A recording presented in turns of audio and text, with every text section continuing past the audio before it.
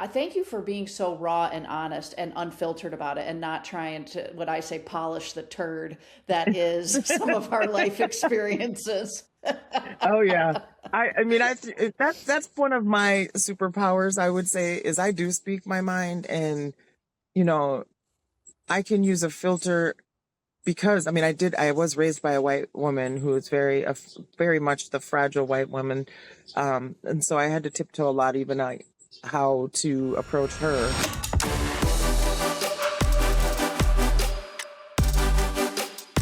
Hey, everyone, it's Tony Will. Oh my gosh, you guys are in for such a treat today on Women In. I cannot wait for you to meet my next guest. But before you meet her, let me tell you what you're listening to. Women In is a podcast that celebrates women from all walks of life and the people who uplift them. Each episode features incredible voices from my world, sharing stories that spark inspiration, challenge the status quo, and remind us that empowering women empowers everyone. This is a bold, curious, and uncensored space where disruption is welcome, forward thinking is encouraged, and change is the goal. I'm passionate about breaking down barriers, not just for us, but for the next generations. Whether our paths cross professionally or personally, these conversations matter. Let's dive in and celebrate the power of connection, growth, and the people who are shaping our world. And this woman is definitely one of them. Kimberly Petschen. Did I pronounce that right, Kimberly? Absolutely. Yes. Very good. Petschen. Fabulous. Spent 35 years succeeding inside systems that were never designed for women like her and mine, while also navigating grief, ancestral reckoning, and the cost of giving more than those systems ever restored. Then she walked away to build what the enterprise world never thought to design. She is a credentialed executive and life coach, the founder of Solagility, and the author of Letters to Leaders. Oh, Solagility. Okay, gotta make sure I got that Agility. right. Thank you. And the author of Letters to Leaders, a forthcoming book about the wounds that shape how we lead and the ancient wisdom available to heal them. She believes the future we were meant to build together begins with the healing work most leaders have never been given permission to do. For the last 2.5 years, Kimberly has been living and working full time from her RV alongside her Bengal cat Benji, the ultimate proof of concept for everything she teaches, that rigorous system and ancestral wisdom can occupy the same life and together create the future we were always meant to have. Wow, what a beautiful bio. Hi, Kimberly. Thank you. Hi, Tony. It is such a pleasure to have you on Women In. I always like to start in the same place. Tell everyone how you and I met.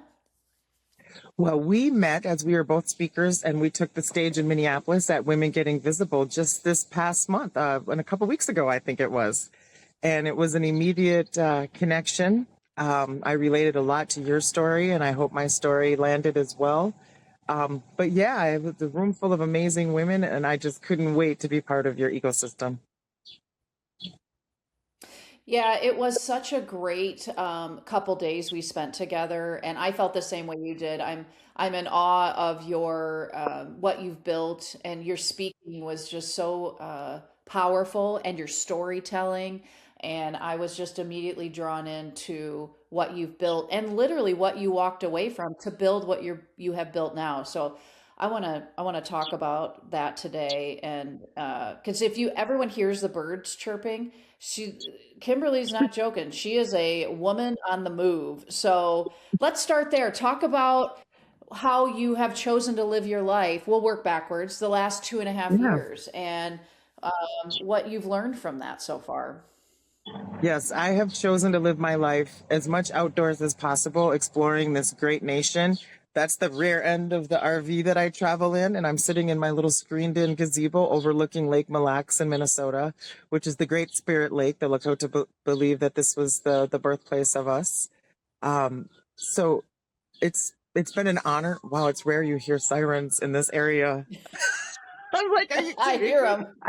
I guess I needed a nudge to remind me that I'm not that far away from the city, but I do like to be away from the city. And that is actually one of the reasons why. The Hmm. distractions, the noise, the inside the walls, the corporations inside of those walls that I spent 3.5 decades of my life, basically, I guess selling my soul is the best way that I could say it, because those systems were crushing me. And I just was not, showing up, giving 60, 70, 80 hours with no overtime because you're salaried, and all the way that those systems were built to keep us really from exploring and discovering who we really are. And that's why I am in my RV and on the road constantly, because it's forward motion that allows me to tap into and remember who I was before all that, who I was before I even came to this planet, before I even came to my mother, before I even came to be who I am today. And so the loss of my brother actually was a big catalyst. It was 3 months after that I got in the RV and got rid of my townhouse in Huntington Beach, California. So I was kind of living the other people's dream, but now I'm living a true dream of just being on the road and paying attention to what nature and what our history and our ancestors left for us. So that's probably Yeah. the biggest summary I can give you for all of the adventures I've been on for the last 3 years, even though it's 2.5 in the RV itself. Yes, it was a beautiful summary, and I've heard some of the stories in more detail when we were together, and I want to dive into some of that because that's I learned a lot about your way of thinking and what you're passionate about and what you help others do. And what I love about it is that it's unique.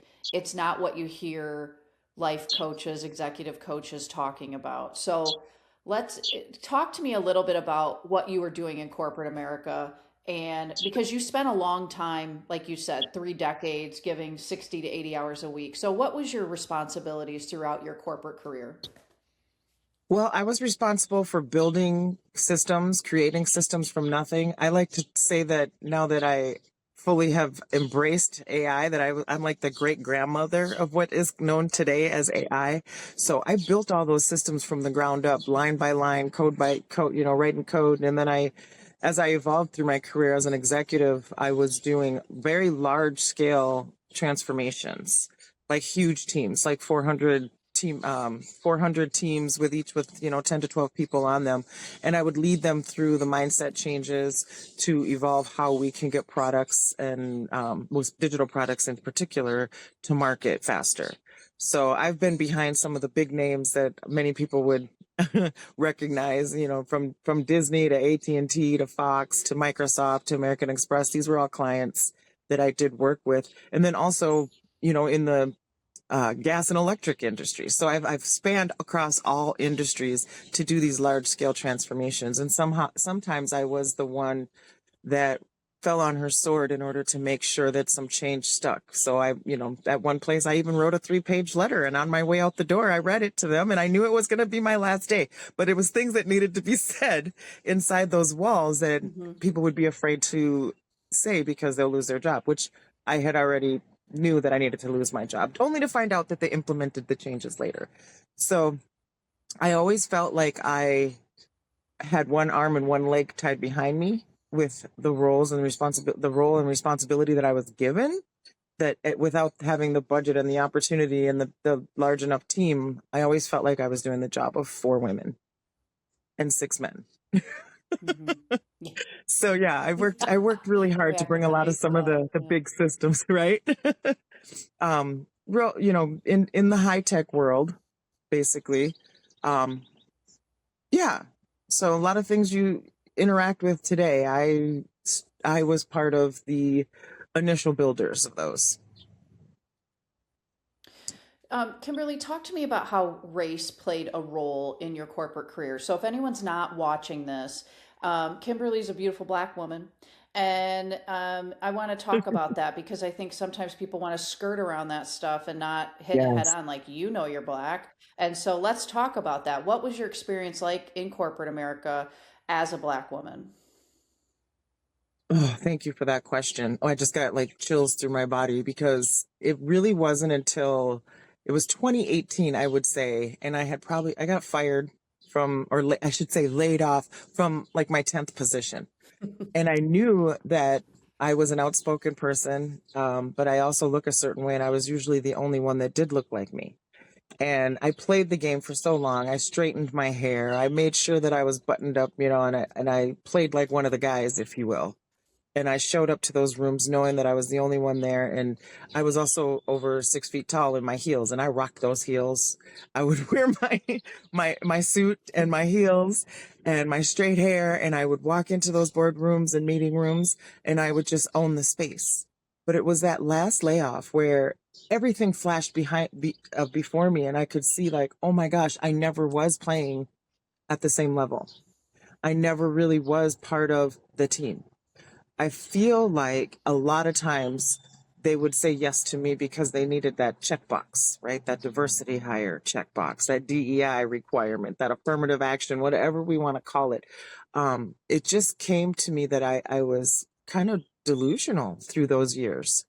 And that's the first time I went into business for myself. And I started doing corp to corp and 1099 until COVID hit. And then I went back as an executive at a major media company, Fox. And I had the VP title, but I didn't have the VP crown. I didn't have the invitations to the strategy sessions. There was no one else on the team that looked like me again. And this is, 3.5 decades into this career, and I'm still the only one sitting at these tables and still the one with an arm and a leg tied behind her back. And my ideas would get stolen. I mean, I had bosses, and women, unfortunately, were the biggest culprit that would pull me in, pick my brain, and then deliver my ideas as their own and not give me credit. And I kind of fooled myself into thinking that's okay. As long as the change gets made, that's okay. I don't really need accolades. I don't really need the credit. I'm just here to make the changes happen. And I really did believe that. I really did believe that I could be the change that I wanted to see by the way that I showed up. And I showed up positive all the time with a smile on my face. But it was very clear to me that even the comments on my hair when I didn't have it straight, like coming in with the curls, and there was even times where people would want to touch my hair and they're like, oh, it's so soft. I'm like, what did you expect? A Brillo pad? I mean, come on. It was just, I had a lot of instances inside those walls. And, I could see like the group of people that would go out to happy hour and I wasn't included, or the conversations that would get hushed up as I walked up. And you could always tell behind the scenes that some things were being discussed that I was not privy to. And I always knew when my time was coming. I always knew when they had extracted enough from me, and that I could sense that, my time is coming. It's coming to an end. And I always felt like I had to censor myself in some of those meetings and not respond in a certain way because I didn't want to be looked at as, the hostile person or the angry person, or, that angry Black woman thing, that if you express any emotion beyond, I guess, tame, even though, you could have people flipping. I've been in rooms where I've seen men like flip tables, swear, cuss, slam doors, do all kinds of things. But I was sitting there censoring myself for almost all those years. And I actually would prepare. Sometimes I would write an email and I would get feedback saying, your tone in that email was very harsh. I'm like, what? I was very direct and very professional. So I started censoring how I would spend 3 hours to write an email just to make sure my tone was right. And it wasn't really until I got out of those walls and just really explored, I could see every single instance of when this was at play. What we call microaggressions today, the comments, the way that I was received. This wasn't everybody, of course. It was mostly at the leadership teams and at the people that, were responsible for my economic safety by me keeping the job, that would respond. Or there would be people that were, for lack of a better word, jealous of my abilities, because I've always been rather genius, I must say so myself. And then they would say that I did something or what have you, and I would get pulled in an office and chastised basically for my tone. And sometimes in front of groups of people, I would be checked and silenced in a meeting, or overtalked, or just, even though I knew I had the answers, I was well prepared. I never walked into a meeting unprepared. It's not in my nature to be unprepared in those corporate settings, because I kind of knew the outcome of not, of saying I don't know something. There was a fear with that. But yeah, I can definitely see it now when I look back, and when I pulled away, it was almost like a movie playing through my head. of how many times and how prevalent my race played in all my roles. And I grieved that. Absolutely. It definitely made me sad Hmm. to think about it, because what could have been if that had not been at play? Yeah. Yeah, and that's why I think it's important to talk about it. And I know a lot of people aren't comfortable because they're like, I don't know what to say or what not to say. And listen, I openly say, I wrote it in the book. Like I used to be the girl that would say, I don't see color. And I didn't know that was offensive, but I get it now because I'm like, oh, like when I'm the only woman in a room, and if someone said to me, oh, I don't see your gender, that's offensive. And Yeah. so like I own my own, like, I'm like, no, I want to learn and I want to hit these things head on. And so whenever I have a person of color on my podcast, I'm like, let's talk about it because that's how we all learn what it was like through your experience in corporate America. And And so feel like I was trained in the household how to kind of tiptoe around people's fragility. But I am a very outspoken, big personality. And sometimes that was even used against me, is like, silence who you are so you can show up in this space and fit this box. And I'm like, I've never fit a box. Never. And I will say what needs to be said. And I'm probably one of the only people that had, I mean, probably not. I wish to meet more women that may have been the ones, like I said, fell on the sword. Say what you have to say, knowing it's your last day. I, yes, been there. I want to talk about it. The loss of your brother was obviously Yeah. pivotal. It's a huge loss for you, but it definitely was. It sounds like, and I don't want to make assumptions, but a springboard for you to walk away from corporate America, and really, it opened something up in you to say, I'm not going to live that life anymore. I can see how, speaking of the word fragile, how fragile life is. I'm going to live the way I want to. So, am Yeah. I making the correct statement? Okay. So, Yeah. talk about that. What was that experience like and where it's led you now? Yeah, it's interesting grief. My brother was 2 years younger than me. He was my first best friend, and I was like changing his diapers and I was picking up a lot. It was always back then he has his nickname Beaver. It was always Kim and Beaver everywhere we went, right? Because it was just us before the other siblings came along. Um, but he was always like someone I took care of, and then as we got older, he also took care of me. He was a very smart, intelligent man, and he taken at 51 years old, and it was almost like he never had a chance at life because he was served up the same household I was. But I feel like as a black man, a black tall man with a very white voice, his presence preceded his personality. So people were always like intimidated by him and, led him down a path of addiction that ended up taking his liver and his life at the end of the day.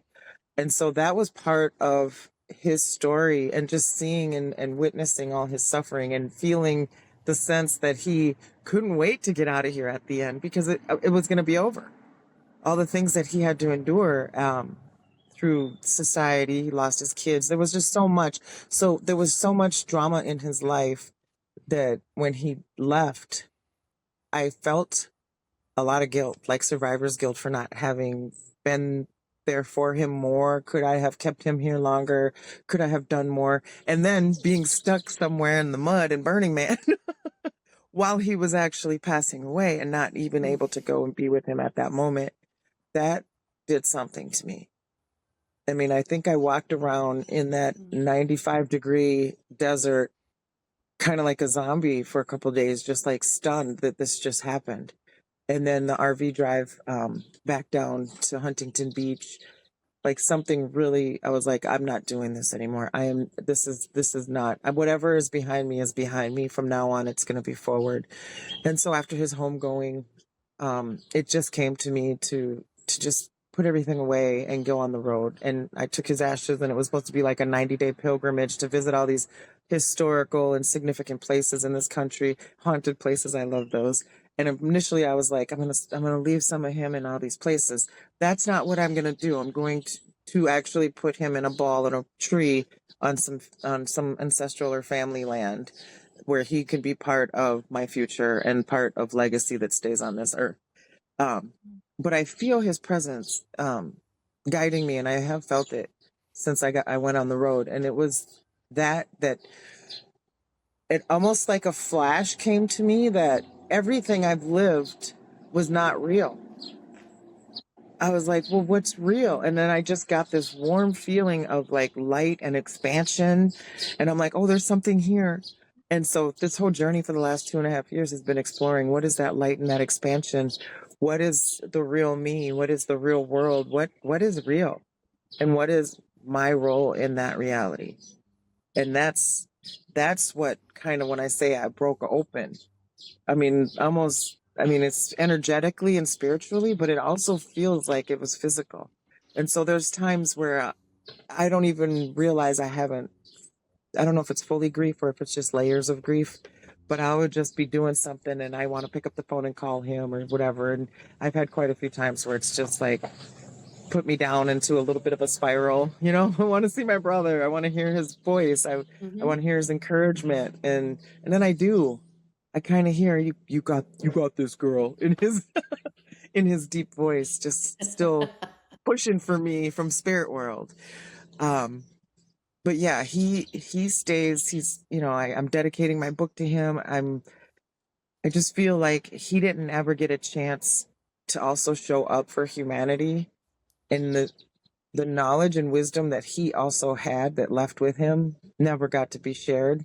And so that also helped me explore, like, again, like the ancestral, like reconnecting and remembering who we actually are, because our ancestors knew and they have that information available to us. So that's been my work, with what the products I'm delivering, the book that I'm writing, all of the ways that I have found to integrate both my technology, my familiar hurt, the pain that I grew up in and losing my brother, and then also with ancestral restoration, if you will. So somehow found a way to merge and marry all three of these, and I can't help but think that he's along for the ride. He might be standing right next to me with his hand on my shoulder. What's your brother's name? Larry. My brother's name is Larry. Larry. Yeah. Larry Douglas. Wait, when we were little, we had this Larry funny last name. Douglas. Larry Douglas Piggy Petch, or no, Larry Douglas Petschen Nobody. He wouldn't say the last name because his father's last name was Piggy. He was like, I'm not having. Oh. So he would be like, Larry Douglas Petschen Nobody. I don't know why that just came to me. I What a haven't thought great about sense of that for a while. humor. Oh, definitely. Well, yeah. Yeah. I listened to something recently that talked about the difference between grief and mourning. And I thought it was an interesting topic and I looked into it a little bit, where grief is internal and mourning is more external. And mourning, grief has layers. Mourning, there's no timeline to this. In the American culture, we love to bury people who pass and then just move on. Like there's no mourning Mm. of that. And then Mm. it could, some people feel pressured to be quiet about it, like they're supposed to be over it.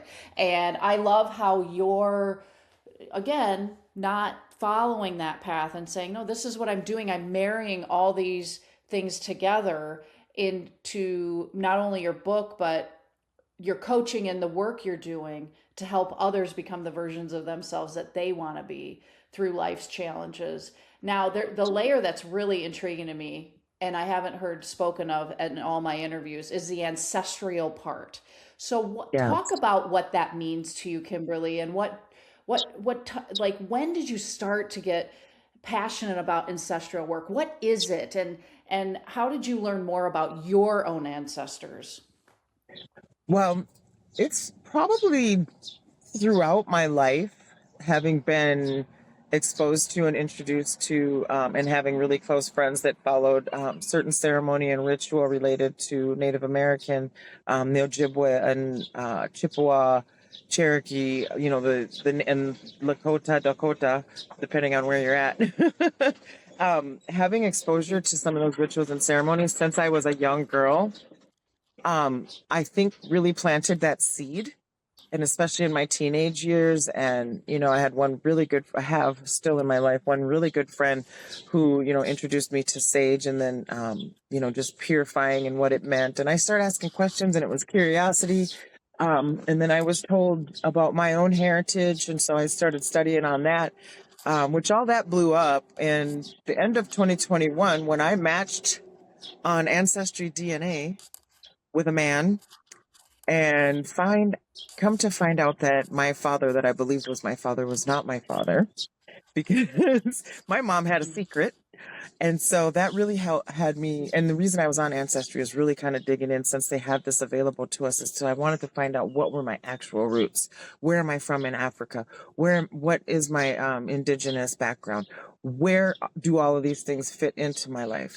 So the end of 2021, when I found that out, I started exploring all the different tribes, and I started exploring that just naturally led me down a path of understanding like their belief systems, their how they access the spirit world in ceremony, how they leverage the different roles within the community.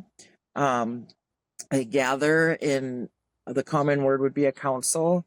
And each one of those council members has a specific role that they hold for the community.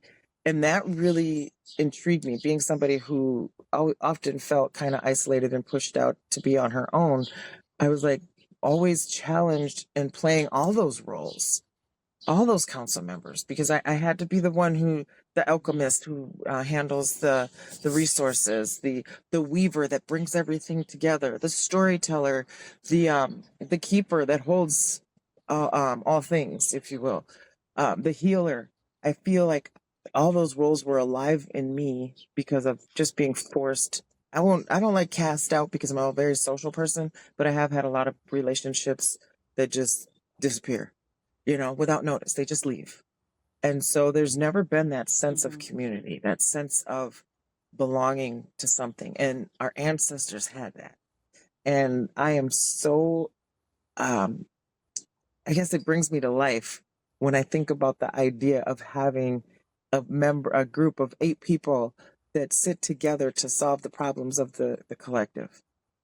And that's actually why I built, now that AI is out, I actually encoded my system. I encoded 8 AI agents with this ancestry, with the energy, with the frequency, with the numerology. I mean, I pulled from the mystics, I pulled from the African, I pulled from the indigenous, I pulled from the Asian Buddhism, those what is it, Celtic. I pulled from all of those different roots and found these common beliefs.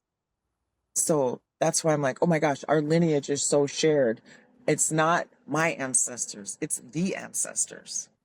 Because no matter where they were in the world, they had these very similar practices. And to me, there's something to that.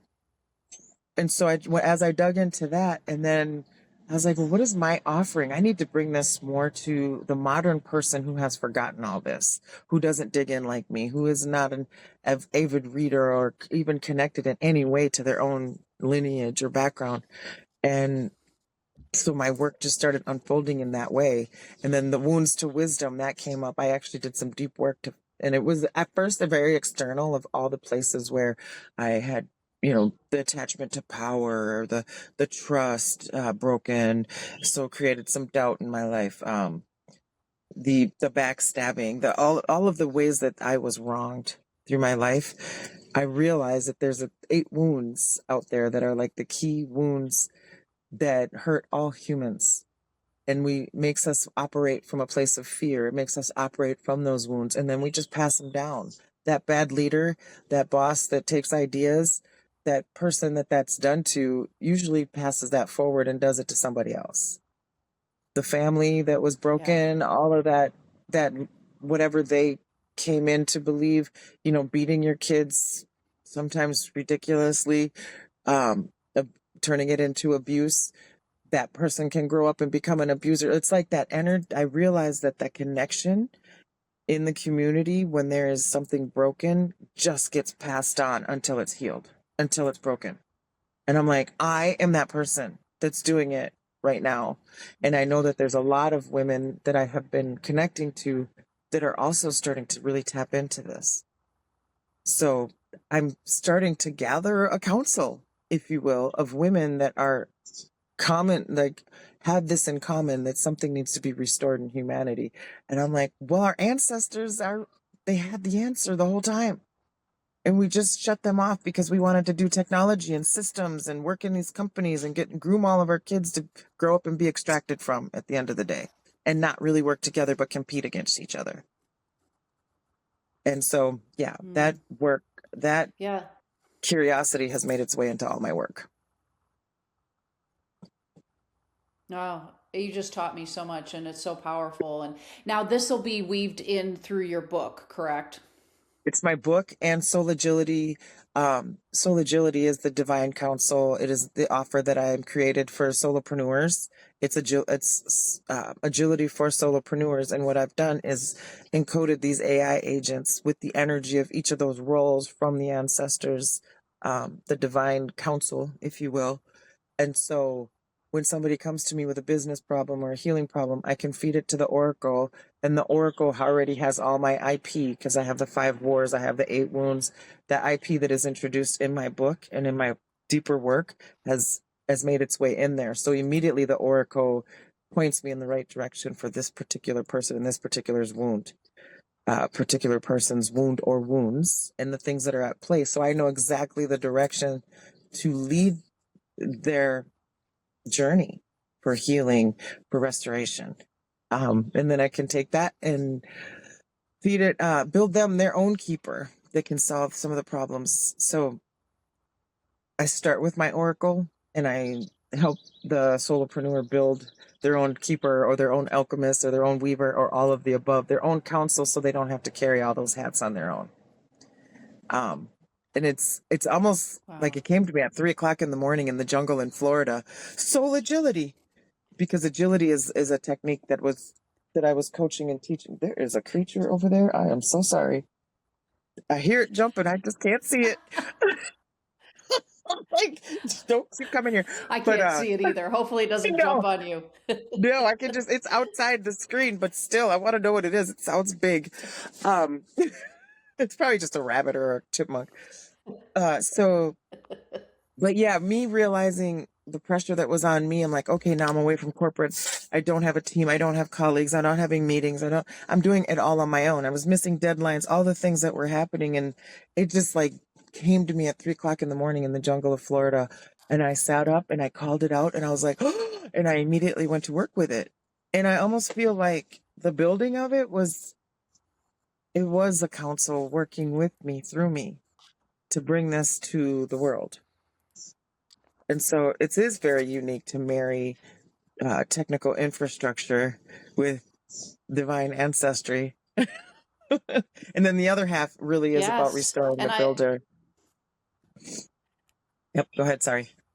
Yeah, and that's why I love it. No, and that's why I love it because it is so unique and niche, and that's really successful when you're building a business, is to find what calls to you and then create something to find others who fall into that same space and help them become, like I mentioned earlier, the best version of themselves. Yeah. So I want to shift gears a little bit, Kimberly, and talk about the women in your life who have helped you become the woman that's sitting before me today.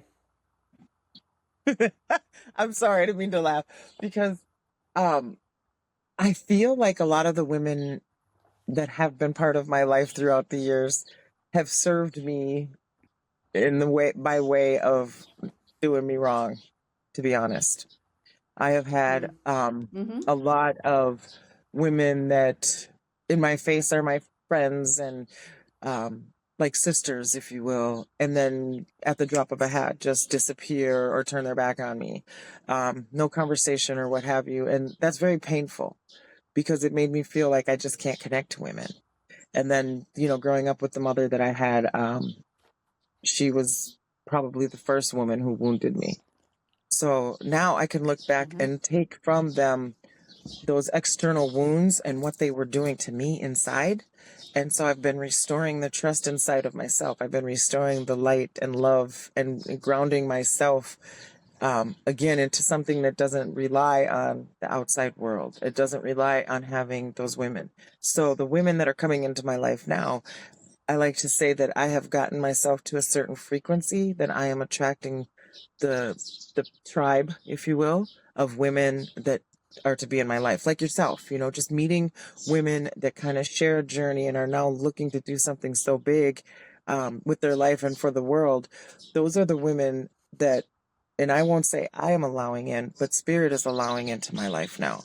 And I still have like some very close relationships, like my stepmother, she's only 8.5 years older than me, but she's Native American, and she just dropped her book, and it's just such an inspiration because even though we found out later that I had a different father, she still embraces me and holds me dear to her and has my back and still like presents that mother figure, if you will. And then I have a few aunts and lots of nieces that are close to me and that I hold dear to. And, my sister wasn't able to be the best mother to them. So I, tried to be there when I could as the aunt. And now it's coming full circle because they're all grown women and I need a little bit of support and they're there for me. And then I have a lot of women now that I allow and receive connection from that I wouldn't before because of all the rejection, hurt, abandonment, betrayal, you just name it, all the things that were done to me by women. And then I realized that, oh my gosh, I was allowing this, possibly even creating it, and I accept my part of the accountability. But now I'm very careful about who, woman or man, that I allow in my space. So I am now really open to, and it's found me really wanting to work more closely with women. I don't hate men, don't get me wrong, but it's very difficult to work with healing and restoring somebody that won't stop talking about themselves. And that tends to be my experience with men. So I am drawn more to working with women solopreneurs, to be honest. I'm like, that's what I want. I want the raw truth. Yeah. I mean, if I catch myself, and I do, and I just had a conversation just recently, it was kind of like a clarity call with somebody. It was going to be a business partnership and it was supposed to be 30 minutes and it ended up being an hour. And I was just going, oh my God, I don't want to hear any more about what are we doing here in this call? So, and I'm like, I realize that is a pattern that's been in my life a long time, is just having to sit through and listen to the dissertation of men. So my relationship now with women is more of a collective and relationship, nurturing, supporting each other, being a divine counsel to each other. Yeah. I feel the exact same way. Yes. Okay. So I want to shift gears real quick. You taught me something. You've taught me a lot of things, but when we were in Minneapolis together, you taught me, I can't remember, it was 4 or 5 things that if you're in an RV, you have to have. Will you list those things off?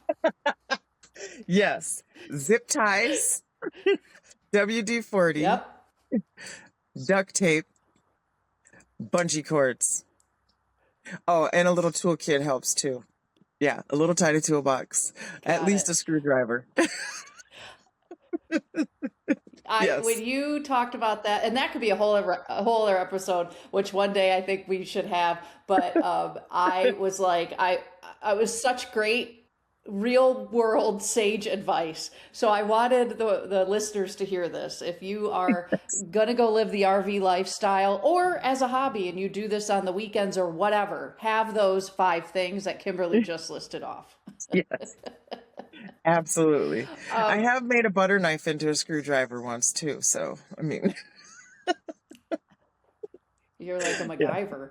All right, I want to ask you some more fun questions real quick before we wrap this up. I always believe there are 2 types of people in the world. So I'm going to start with laundry.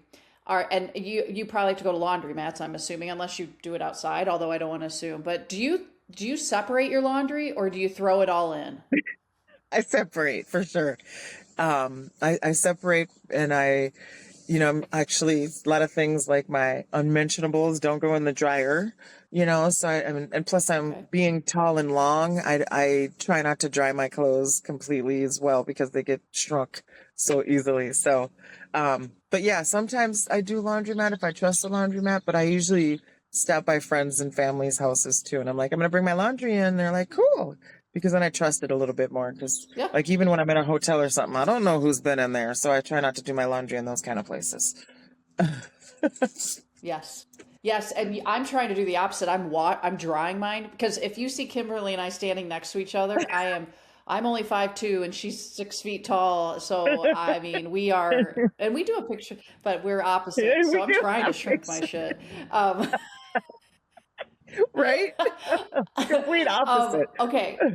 So cell phone, it is the opposite. All right. So cell phones is the next like question I want to ask. There's two types of people in the world. Those that want to keep the cell phone charged like at 50% or more at all times, or those who will let it run all the way down and almost die. Which one are you?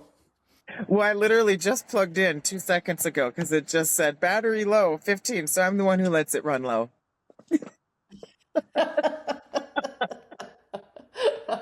Okay, and then last one. Are you a morning person or are you a night owl? Are you someone that loves to stay up and you're more creative at night, or are you more like the Energizer Bunny in the morning? It takes me, as I've been able to embrace the freedom of waking up whenever the heck I want and not having to quickly rush to get dressed and rush out the door and sit in traffic to go to a building and sit inside of a building and then do the same thing to come back home. I like to get up and take my time in the morning. So I Hmm. don't even, it just happens to be about 2 hours that it takes me to get all revved up and then I'll start going. But sometimes when everybody else is done commuting back or traveling or what have you, I will go back into mode at night, and then sometimes I can work till 1, 2 in the morning. So it really does switch, and Hmm. I have learned to go with the flow of my energy in the moment. So, and honoring the pace, honoring my rest time. Mm. So sometimes I'll get up and I'll just go, have a 15-hour day. And then the next day, I'm like, I'm going to honor the fact that I don't want to do anything today. And I love that I've been able to Yeah. create that because then it helps me build capacity for the things that are important, not getting up and rushing off and being a corporate captive, I like to say. Um, but so I've been able to really embrace like a sacred flow of pausing and going. And that doesn't really matter if it's morning or night. I just go when it says go. Mm. Love that. That's freedom. Freedom of time. Yes. Beautiful. Yeah. Um, Kimberly, I have so enjoyed this conversation. If people want to connect with you, learn more about your coaching, your a solopreneur program, your book that's coming out, where can they find you?